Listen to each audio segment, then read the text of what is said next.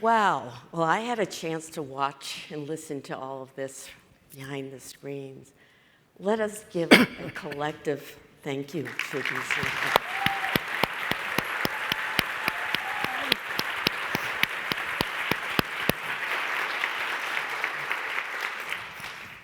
As you heard, I'm the co-chair of this committee, and we have the team of people who came together to help plan for this.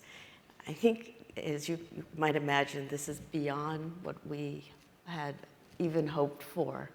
And our ability to talk about the story of having courage, because every one of you who are here have actually exhibited degrees of courage that you know about, whose stories oftentimes we don't hear. But with that, our ability to say, all of you are stepped out, you stepped up, and you bring all in. And so thank you for operationalizing, bringing to life your experiences and those of the people you've touched. So thank you again.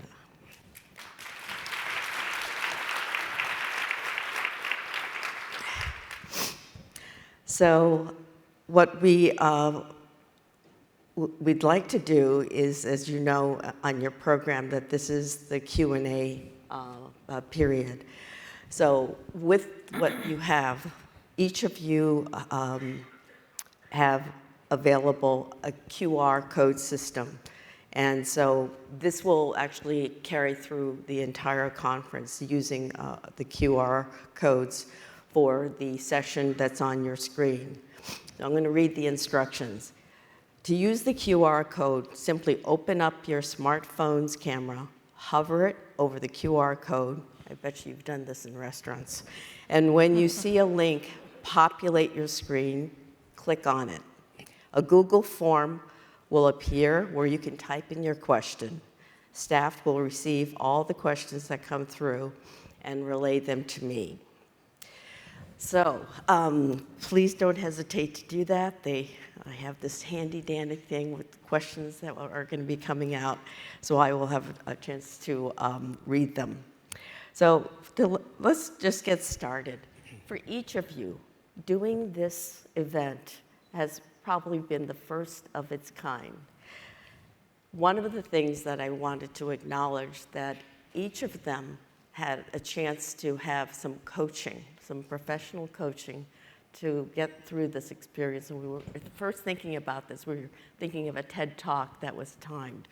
But in order to do that, we know that it takes some skill to do this. So for each of you, this was a new experience. And in the course of doing this, preparing for it, what reflection do you have about this preparation? And what was kind of a joy that you got from it, as well as what was really hard about it? So we'll start there, and then I'll move on to questions. All right, Sheila. I'm not sure joy is the first thing I have to think about. It was remarkably challenging. I mean, I think we've all had experiences being scripted or preparing our own scripts and essentially standing up with a prep or a clear direction. And I think the concept of a TED Talk, where you essentially are largely free of all of that, is a very different experience. The coaching was absolutely terrific. I wondered midway through why the hell I had agreed to do this, but nonetheless, I mean, it was a terrific learning experience, but much more challenging than I expected. Okay, thank you. Felesia. Yeah, well, first I want to say thank you to the American Academy of Nursing and to one of my dear friends and mentors, Dr. Debbie Bryant, for making this possible for me. I'm very humbled and appreciative.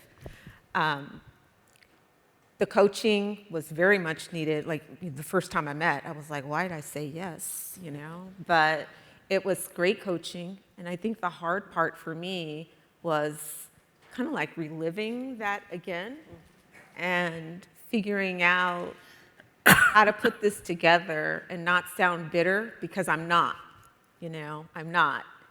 and how to bring out some take-homes or takeaways, because I'm sure there's other people sitting out there that may have experienced some things similar. And yeah, so just to know that life happens. Okay, thanks, Felesia. Margaret. Sure. Well, having the coaching was fantastic. Who knew there was a method to this madness? Apparently there is. I hope I remembered about half of it. You know, I'm not a stage-trained actor, but you're trying to memorize your lines and the chapters and all the stuff they told you. I'm used to hiding behind the podium. I could do that all day, but coming out here without notes or anything, that was a whole new enchilada. So I agree with them. We probably all wrote at early this morning going, terrified, you know, but we made it, so. Sure did.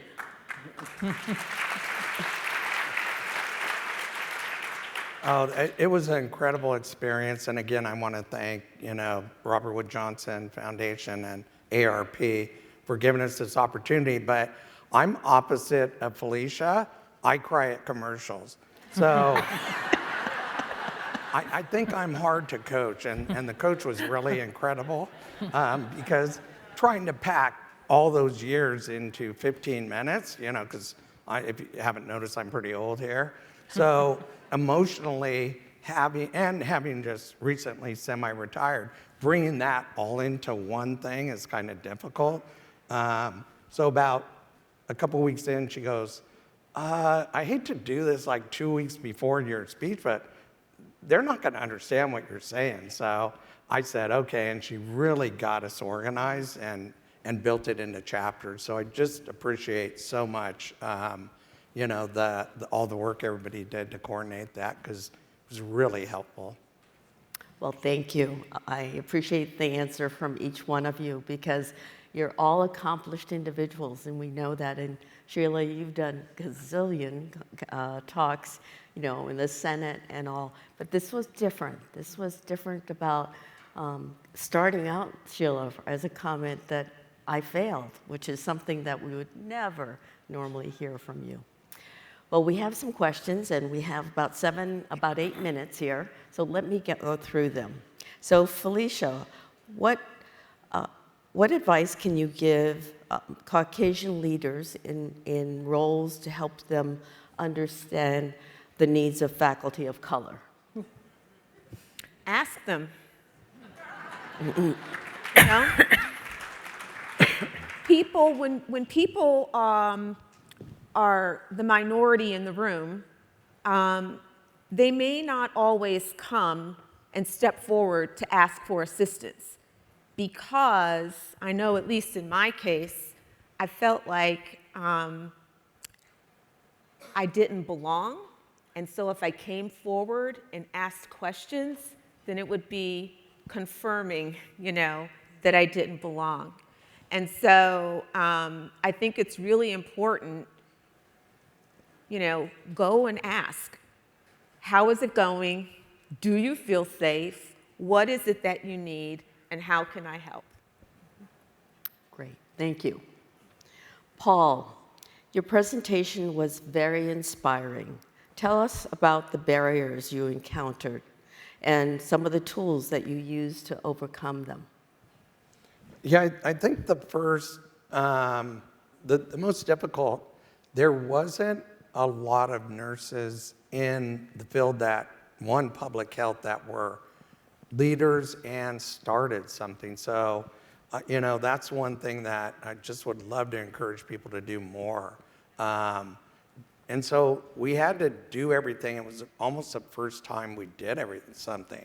I was looking for templates to do programs for homeless, and 20 years ago, there were hardly any studies, and now there's a few more, but not to the extent like Felesia was talking about. I would ask people, could we do this as a possible study of homeless individuals? And there wasn't a lot of people that were encouraged to do that. Now it's changed a little because it's just such a crisis, but I think that was the most difficult, doing things for the first time. And so, once again, there's so many nurses that are qualified to do this work and that are just excellent leaders that I'm hoping more people, more nurses will go into ownership.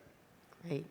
I think your story also, and it will lead to Sheila's question, you didn't have any playbook. Right. And so the ability to just step into a whiteboard and having to figure out and trying to gather things. So here, sometimes we're socialized as students in nursing that this is the right way to do things. And it strikes me that one of the things that we are focused on in safety is doing everything accurately and to do no harm and do a check mark. You did the other side, and that is you went into a void where there wasn't a playbook. And so one of the things that strikes me about nursing leadership is that there's the point for accuracy and care for precision, and then there's ambiguity. And so that's one of the things that we have to transition to, and your example certainly conveyed that. Thank you. So Sheila, how does a nurse become a high-ranking individual at the Smithsonian? It's certainly not, it wasn't planned, to say the least. It was an odd set of circumstances. I left the Senate when Senator Dole left the Senate, went to Harvard, where I'd done my graduate work and went back to be an executive dean, but my oldest child was about to begin high school. And the thought of being in Cambridge all day and my son here with my other children, with that far away every day, really compelled me to look for an opportunity. And I had come into contact with someone who was about to become the secretary of the Smithsonian. And he approached me to essentially run the government relations, which I had no interest in. I swore when I left the Senate that was it for me. And he altered his offer to essentially have me run a large number of the museums. Not something I knew anything about, but thought it would be an interesting opportunity and an interesting experience. Didn't expect to be there as long as I was, but it was a remarkable institution that I only came to really appreciate once I joined the staff. Everything from, as they say, astrophysics to the zoo to air and space. Probably known best for telling the director of the zoo at the time, the next thing that died had better be her. Because we had lost a number of animals and I was having to explain this to the Washington Post. But it was again, an extraordinary opportunity and just a remarkable group of people that if you've not taken advantage of it, it is a remarkable place. Particularly the new African American Museum, absolutely stunning, well worth seeing, but again, a group of remarkable people. So I was very lucky, it was happenstance. That was incredible to have you there. Yeah, it was great. Margaret, how do you recommend gaining entrance to include the voices of older minority and indigenous women in research? Oh, yes. That's the problem is it takes a lot of time and it takes trust. Those are the two most important things. You can't just roll up, especially to for reservation-based research and say, oh, I want to do this. No, you have to get into and that was my area actually in research was aging and reservation-based mostly. And even as an indigenous person myself, I would start making contacts with whichever group it was I wanted to research with. And so for instance, the Zuni Pueblo, I went there for a year and hung out with their adult daycare and did things, got to know people before I even approached to try to get some of the older Zuni people to be in my ethnography, which was the first thing I did. And you also can't just get the trust of the people, you have to get the trust of the nation. So I had to go in front of the governor, which is what they call their chief and the tribal council and gain their trust. You have to get an okay, so it's not just, you know, the IRB and your university. What you have to get, if they say no, it's no. And it can take 6, 8 months to get that yes. There has to be a quorum, they have to really get what you're doing and so forth. And so just even getting to the elderly participants, it takes a lot. You can never just roll up, which is what I try to tell you know, the higher ups in promotion and tenure. You know, a lot of my compatriots at several places, you know, they just went next door to whatever the university hospital was, they got their okay and they did things. Meanwhile, it's taking me 2 years to pump out one thing because you can't just do it.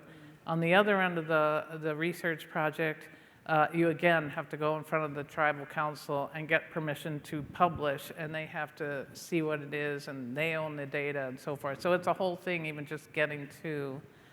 So you just have to know that it's often geographically challenged, it's time challenged, you have to gain the trust, and you have to deal with another nation. Yeah. Thank you. It's again, not, you know, when you have a 3-year research study, you just don't go in and start explaining it and recruiting. So this is something that partners with community over time. So this is, you'll have a chance to join each one for a lunch, or you select a room where you have a chance to meet them a little bit more intimately and ask some added questions. And again, we certainly, oops, that's me. We truly and deeply thank you for this. And we thank the fact that we had this session with gratitude for the RWJ Future Nursing Scholarship Program for their support, and of course AARP. Thank you very Jennie, much. Can I say one thing? Yes. If I could say one thing before we all disperse, you have an election in 2 weeks. Good point. And it will have seismic implications for all of us who are invested in healthcare. And I beg you to turn out and to vote.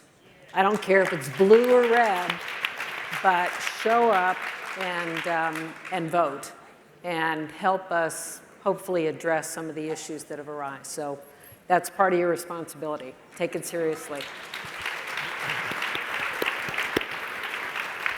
Thank you all, and we'll see you during the rest of this incredible conference.